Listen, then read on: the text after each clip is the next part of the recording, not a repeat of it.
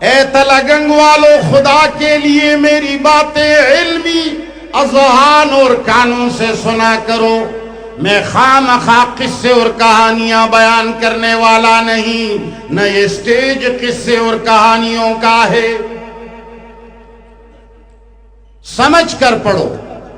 یہ بتایا گیا، بنایا گیا کہ وحی کی دو قسمیں ہیں، ایک وحی مطلوع، ایک وحی غیر مطلوع، ایک وحی خفی، ایک وحی جلی.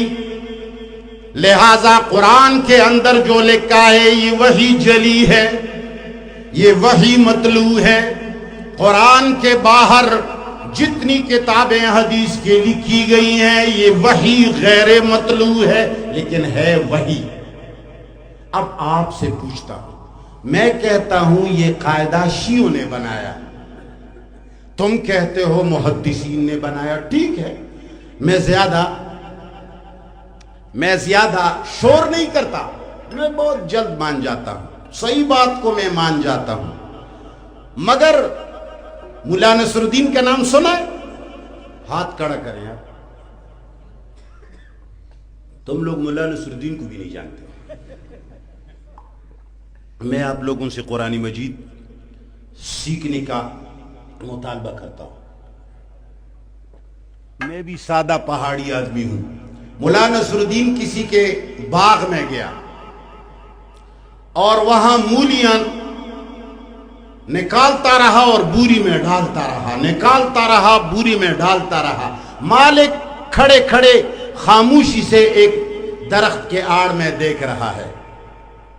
جب خوب بوری بھر گئی کہا مولانا صاحب کیا حال ہے؟ اس نے کہا خیریت. اس نے کہا یہ ساری مولیاں کیوں نکالی؟ اس نے کہا جی بہت تیز ہوا چلی، آندھی آئی ہوئی تھی، مجھے لے جا رہی تھی، اڑا رہی تھی. میں ایک مولی کو پکڑتا وہ میرے ساتھ وہ نکل آتی، پھر دوسرے کو پکڑتا وہ نکل آتی. یعنی ہوا کی وجہ سے میں مولیوں کو پکڑ پکڑ کے خود کو اڑانے سے بچانے کے لیے یہ ساری نکل آئیں.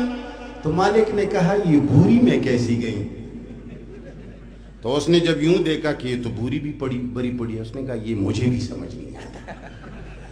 تو آپ کہتے ہیں یہ قاعدہ محدثین نے بنایا، میں کہتا ہوں یہ شیعوں نے بنایا. ٹھیک ہے، شور زیادہ نہیں کرتے، لیکن میں دیوار کے کنارے کھڑا ہوں، آپ سے ذرا پوچھتا ہوں کہ اگر رسول اللہ صلی اللہ علیہ وسلم کی ہر بات وحی ہے اور وحی غیر مطلوع ہے، وحی خفی ہے، مجھے بھی یہ بات منظور ہے.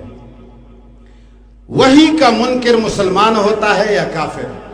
نہیں یار، ذرا سوچ کر، اتنا جلد فتویٰ نہ دیا کرو. تمہارے باپ مفتی گزرے ہیں، سوچ سمجھ کر کہو. جو وحی کا منکر ہوتا ہے وہ کیا ہوتا ہے؟ ذرا غور سے، کیا ہوتا ہے؟ کافر ہوتا. پکی بات ہے. اچھا، تو بخاری شریف میں آیا ہے کہ رسول اللہ صلی اللہ علیہ وسلم وفات کے وقت فرمانے لگے کہ مجھے کاغذ اور قلم تھما دو اور میں تمہیں کچھ لکھ رہا ہوں. عمر فاروق نے کہا کوئی ضرورت نہیں، حسبنا کتاب اللہ. رسول اللہ صلی اللہ علیہ وسلم کی طبیعت خراب ہے، ان کو مزید تکلیف مت دیں. قرآن میں سب کچھ موجود ہے، پر رسول اللہ صلی اللہ علیہ وسلم کو دکھ نہ پہنچے. لیکن قلم اور کاغذ کوئی لایا نہیں. بتاؤ یہ صحابہ مسلمان رہے یا کافر؟ تم تو کہتے ہو کہ رسول اللہ کی ہر بات وحی ہے، میں کہتا ہوں یہ بات شیعوں نے بنائی، تم کہتے ہو نہیں محدثین نے بنائی. تو کیا محدثین صحابہ کو کافر کہیں گے؟ جواب دو. شیعہ کہتے ہیں یا نہیں کہتے؟ عمر کو کافر کہتے ہیں یا نہیں کہتے؟ تمہارے اس قاعدے نے عمر فاروق کو ایسا کر دیا. دوسری بات، بریرہ کو جب اپنے شوہر ڈھونڈتا رہا، رو رہا تھا، بریرہ اس کے ساتھ نکاح دوبارہ نہیں کرتی تھی. رسول اللہ نے فرمایا اگر تو اس شوہر سے دوبارہ نکاح کرو تو. انہوں نے فرمایا حکم ہے یا مشورہ؟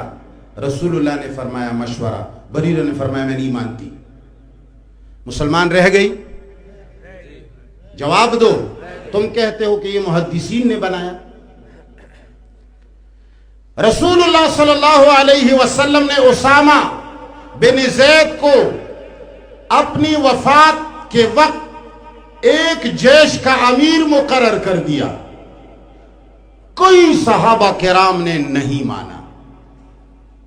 مسلمان رہ گئے. تم تو کہتے ہو یہ محدثین نے بنایا. یہ کسی نے بنایا؟ صحابہ کے تکفیر کے لیے.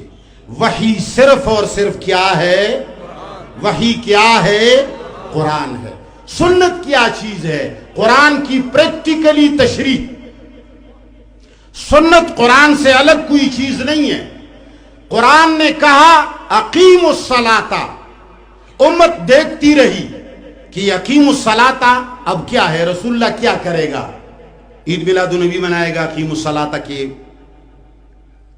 حکم پر. رسول اللہ دیکھ پکائے گا.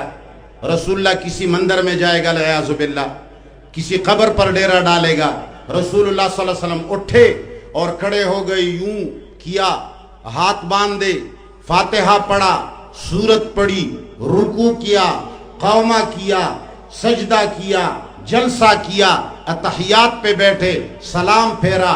معلوم ہوا اقیم الصلاۃ کا معنی یہ سنت ہے. یہ پریکٹیکلی شکل کڑا ہونا، یوں ہو جانا، یوں ہو جانا، یہ سنت ہے.